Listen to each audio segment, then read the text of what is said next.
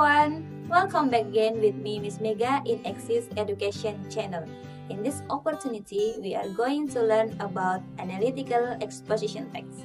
Apa itu analytical exposition text? Adakah di sini yang pernah mengikuti lomba debat? Sebelum melakukan debat, pasti kalian menulis yang namanya skripnya dulu dong. Nah, skrip debat ini menjadi salah satu contoh dari analytical exposition text. Adapun definisi dari analytical exposition text. An argumentative text presenting the writer's opinion which are backed by logical supporting ideas. Teks argumentasi yang menyajikan pendapat penulis yang didukung dengan ide-ide pendukung yang logis. Tapi, mungkin kamu akan bertanya-tanya, what is the purpose of analytical exposition text?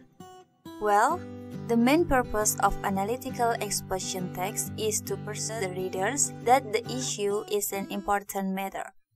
Singkatnya, tujuan dari analytical exposition text yakni untuk meyakinkan pembaca bahwa topik yang dihadirkan adalah topik yang penting untuk dibahas.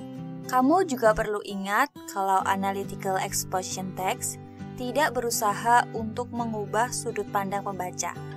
Jadi, teks ini murni hanya berisi pendapat penulis. Lalu, bagaimana jika kita mau membuatnya? Dalam membuat analytical exposition text, memiliki bagian-bagian yang perlu kita perhatikan. Terdapat 3 bagian dalam exposition text. Yang pertama, thesis. Thesis adalah bagian yang memberitahu pembaca tentang topik utama dan sudut pandang penulis. Bagian ini akan selalu kita temukan di paragraf pertama teks. Selain itu, pembaca dapat melihat mengapa penulis memberikan pendapat tentang topik yang dibawakan. Yang kedua ada argumen. Argumen adalah pendapat untuk mendukung topik utama yang telah disampaikan sebelumnya. Biasanya, dalam analytical exposition, terdapat lebih dari 2 argumen. Semakin banyak argumen yang ditampilkan, pembaca akan semakin percaya bahwa topik yang dibahas adalah topik yang penting atau membutuhkan perhatian. Yang ketiga ada reiteration. Bagian ini selalu terletak di bagian akhir teks dan menjadi paragraf penutup tulisan.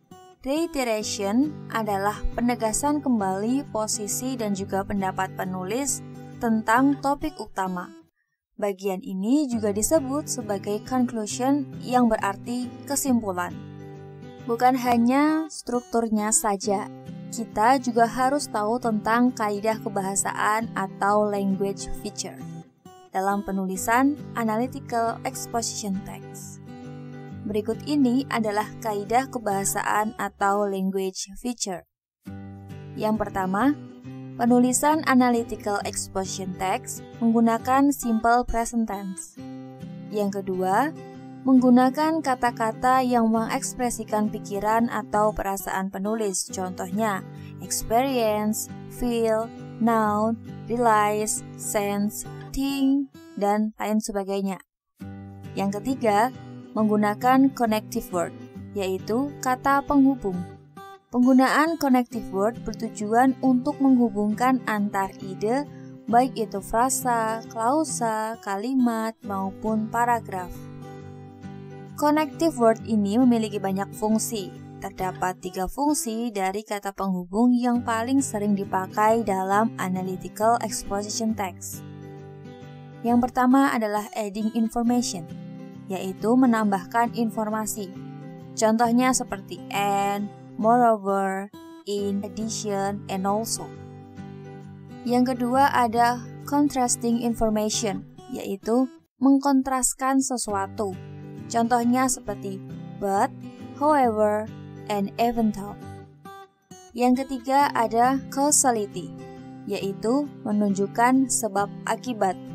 Contohnya seperti because, therefore, despite, due to, for that reason, dan masih banyak lagi. Analytical exposition text biasanya membahas tentang hal-hal yang ada di sekitar kita. Misalnya, kita akan membahas tentang penggunaan sedotan plastik dan juga sedotan stainless steel. Nah, agar debat berjalan dengan lancar, maka kalian harus menyiapkan skripnya terlebih dahulu dengan menggunakan kalimat yang jelas beserta dengan kalimat pendukungnya. Misalnya kalian akan menulis bahwa sedotan stainless steel ini sangat berguna bagi kehidupan kita. Why stainless steel stores are very beneficial for us? Finally, kita sudah sampai di penghujung video. Don't forget to like, comment, and share this video, and don't forget to subscribe Axis Education Channel. Thank you, bye!